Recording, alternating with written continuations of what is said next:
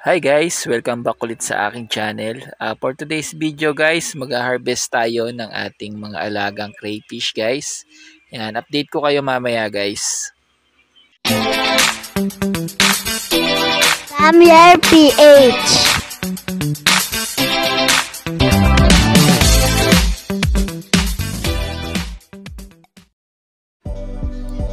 Ito nga guys, nag-harvest tayo ng ating mga alagang crayfish guys. Yan, bali dalawa tong ating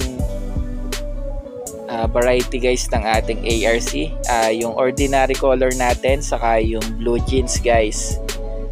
Pero ayan guys ay nasa isang tank lang. Kumaga pinagsama natin guys yung dalawang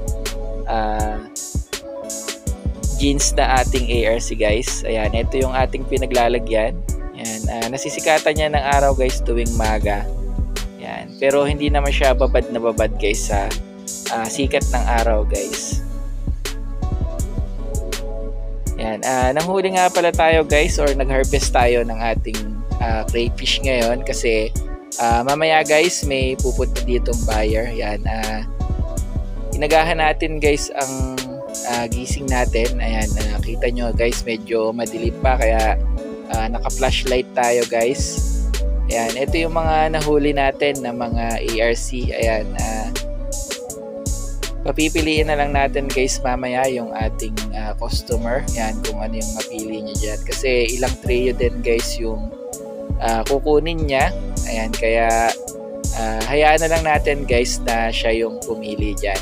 Siyempre, bibigyan natin guys ng freebies yung ating customer kasi galing pa siya sa malayong lugar guys. Yan, dinayo pa niya tayo dito sa Magdalena, Laguna guys para lang kumuha ng ating mga jeans ng ating ARC guys. Yan, ito nga pala guys yung iba pa nating mga crayfish dito. Tapos yan, napakadaming gapi guys. Ayan, binibigay lang natin ng libre guys yung gapi na yan pag may bumili sa atin ng mga ARC. Yan, meron pa ring red tilapia guys. Lumaki na nga dito yung red tilapia natin. Yan, pwede nang iulam yun guys. Buti nga hindi kumakain ng mga crayfish guys yung ating red tilapia. Siguro dahil nasanay na guys yung ating red tilapia. Kasi simula bata guys, dito na yung red tilapia natin. Give me every time. Ayan guys, hindi ko na nga pala na-videohan guys yung ating pag-harvest nitong ating mga ARC. Ayan, kasi medyo mahirap mag-video dito guys, medyo masikip yung daan natin sa gilid. Ayan. Kasi pag solo guys, ang hirap kumilos dito. Ayan, kaya hindi tayo makapag-video guys. Ayan, guys, sa mga gusto nga palang umorder or gustong bumisit sa ating mini farm guys at gustong bumili ng ating mga alagang crayfish, yan, PM nyo lang ako guys sa aking Facebook, Raymart Frankie Bautista. Yan, Magdalena area tayo guys. Yan, pwede tayo mag-deliver guys sa malalapit, yan, kagaya ng Liliw, Santa Cruz, Pagsanhan, yan, Lumban, Nagcarlan. Yan, kung pwede ring San Pablo, yan guys. Basta PM nyo lang ako guys. Yan, para mapag-usapan natin guys yung ibang detalye. Yan, ito nga pala guys itong hinarvest natin guys. 4 months yan, going to 5 months.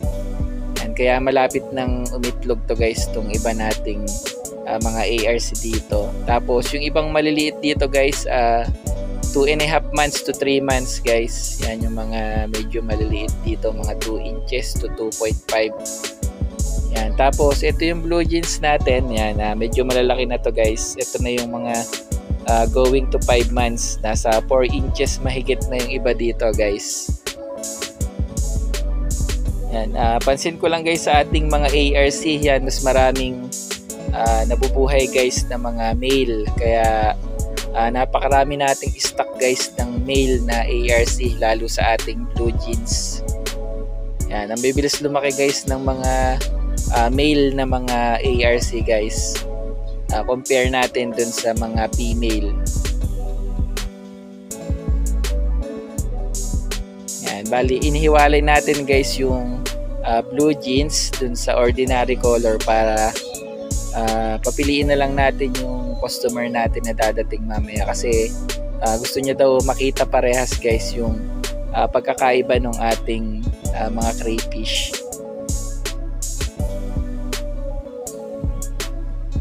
Yan guys, itong hawak ko yan, male to. Yan.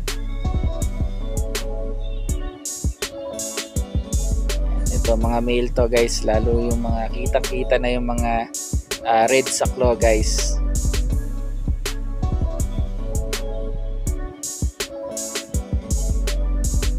Yan, masarap ng ipangsigang yan guys, yung mga ganyang kalalaki. Next time pala guys, pag hindi natin nabenta yung iba nating mga male ARC guys, vlog tayo guys sa pagluluto nitong ating ARC.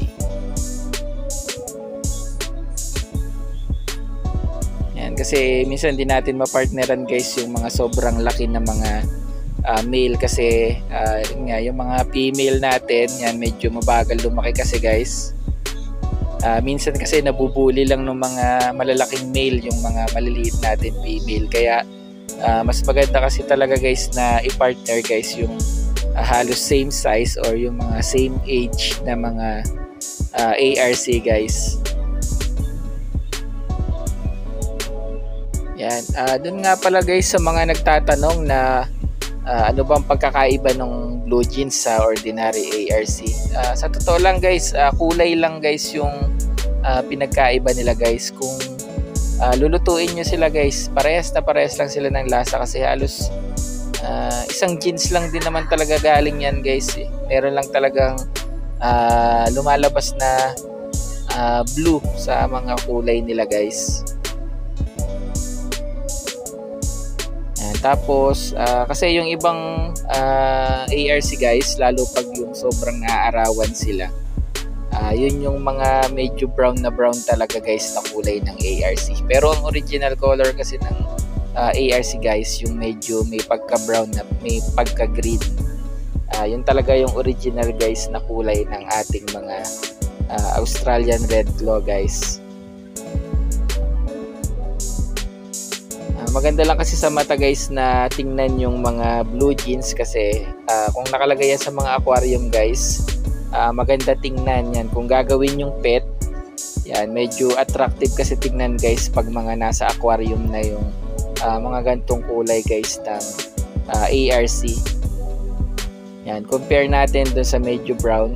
Yan, sa mga gusto mag-pet, yan, maganda guys yung ating mga blue jeans.